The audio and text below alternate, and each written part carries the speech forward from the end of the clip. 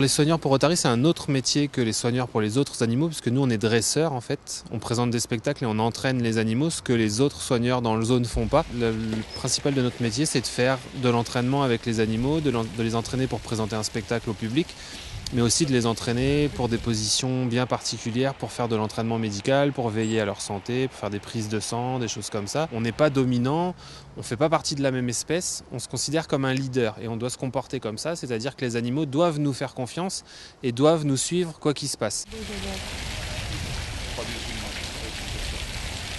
Il faut toujours être vigilant à leur attitude. Si elles commencent à fuir et à se réfugier dans le bassin, c'est que forcément elles se sentent en danger. Donc c'est à nous de trouver pourquoi. Est-ce que c'est le soigneur qui pousse trop loin son entraînement? Est-ce qu'il y a un élément extérieur qu'on n'a pas vu qui peut leur faire peur? Donc il y a des périodes de l'année où juste un oiseau qui passe, ça peut faire peur à une otarie.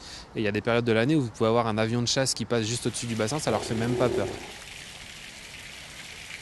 Par exemple, Watson, notre mâle dominant, il pèse 350 kg, on va dans l'eau avec lui, on passe notre journée l'été dans l'eau avec lui.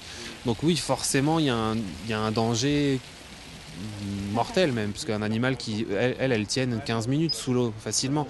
Elles peuvent jouer avec nous 3 minutes sous l'eau et puis on n'en parle plus. Il faut qu'on se considère comme le leader, enfin qu'elles nous considèrent comme le leader. Donc elles doivent avoir confiance en leur leader.